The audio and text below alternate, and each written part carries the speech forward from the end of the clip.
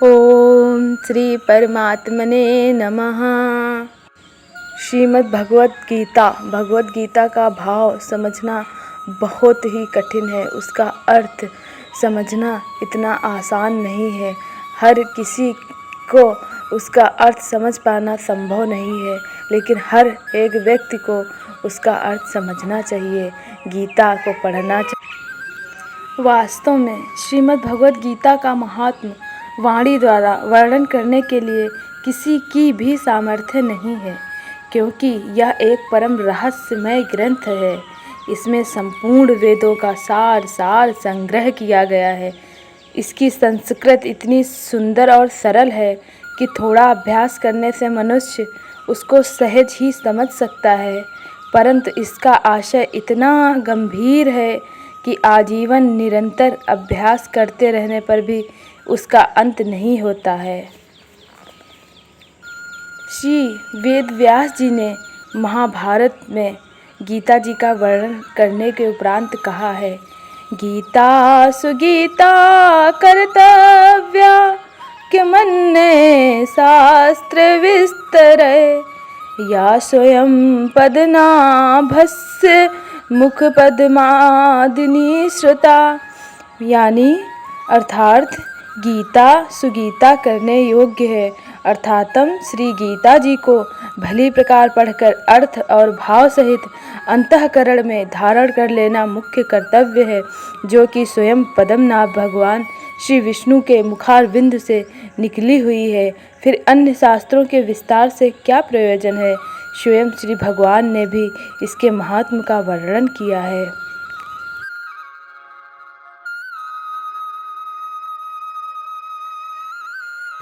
इस गीता शास्त्र में मनुष्य मात्र का अधिकार है, चाहे वह किसी भी वर्ण आश्रम में स्थित हो, परंतु भगवान में श्रद्धालु और भक्ति युक्त अवश्य होना चाहिए, क्योंकि भगवान ने अपने भक्तों में ही इसका प्रचार करने के लिए आज्ञा दी है, तथा यह भी कहा है कि स्त्री, वैश्य, शूद्र और पाप योनि भी मेरे परायण होकर परम गति को प्राप्त होते हैं। दोस्तों, श्री कृष्ण भक्तों, हमें गीता जैसे अर्जुन ने भगवान श्री कृष्ण से अपने संशय को दूर किया था, उनसे ज्ञान लेकर हमें गीता को इसी प्रकार से समझना चाहिए। अब हम गीता के अध्यायों की तरफ चलते हैं। गीता में कुल 18 अध्याय हैं।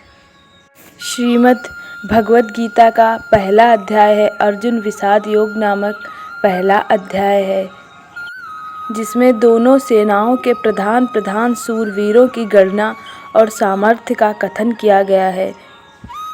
दोनों सेनाओं की शंख ध्वनि का कथन है। अर्जुन द्वारा सेना निरीक्षण का प्रसंग है। मोह से व्याप्त हुए अर्जुन के कायरता, स्नेह और शोक युक्त वचन है, उसमें कैसे श्री कृष्ण जी ने उनको ज्ञान दिया है। श्रीमद् भगवत का पहला अध्याय। ओम श्री परमात्मने नमः। श्री अथ प्रथमो अध्याय।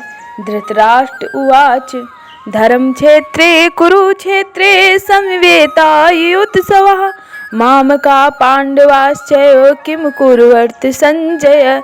धृतराष्ट्र बोले, हे संजय, धर्म भूमि कुरुक्षेत्र में एकत्रित युद्ध की इच्छा वाले मेरे और पांडु के पुत्रों ने क्या किया है।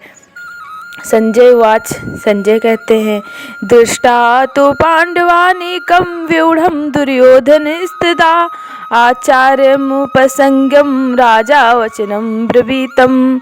संजय बोले, उस समय राजा दुर्योधन ने व्यूह रचना युक्त पांडवों की सेना को देखकर और द्रोणाचार्य के पास जाकर यह वचन कहा, पश्येताम पांडुपुत्राणामाचार्य महतीम चमूमं व्यूढ़ाम द्रुपद पुत्रेण तव शिष्येण धीमता।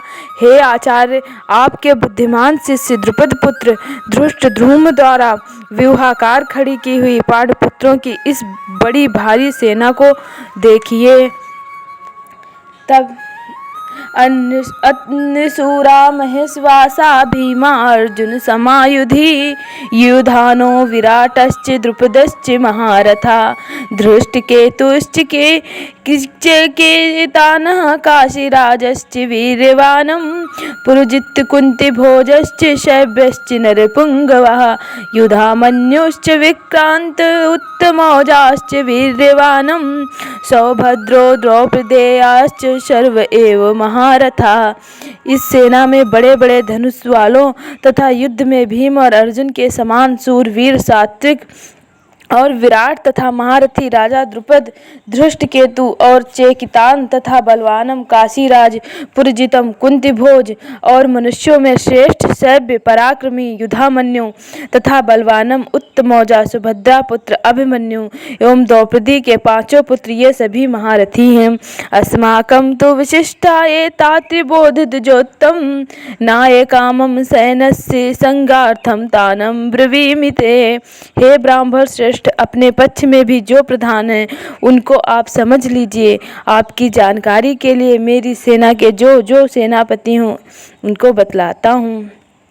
भवानं भीमश्च कर्णश्च कृपश्च शमृत्यजयः अश्वत्थामा विकर्णश्च सौमदत्तिस्थितैव च।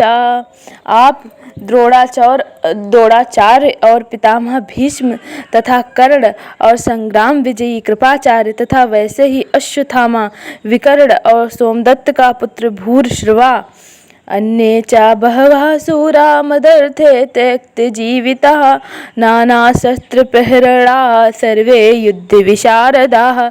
और भी मेरे लिए जीवन की आशा त्याग देने वाले बहुत से सूरवीर अनेक प्रकार के शास्त्रों से सुसज्जित और सब के सब युद्ध में चतुर हैं। अपर्याप्तं तदस्माकं बलं भीष्मभिरीक्षितं पर्याप्तं त्रिविधस्मे तेषां बलं भीमाभिरीक्षितं। भीष्म पितामह द्वारा रक्षित हमारी वह सेना सब प्रकार से अजेय है और भीम द्वारा रक्षित इन लोगों की यह सेना जीतने में सुगम है। अनेषु च सर्वेषु यथा भागं व्यवस्थिता भीष्मेवाभिरक्षन्तु भवन्तः सर्व एव ही। इसीलिए सब मोर्चों पर अपनी अपनी जगह स्थित रहते हुए आप लोग सभी निःसंदेह भीष्म पितामह की ही सब ओर से रक्षा करें।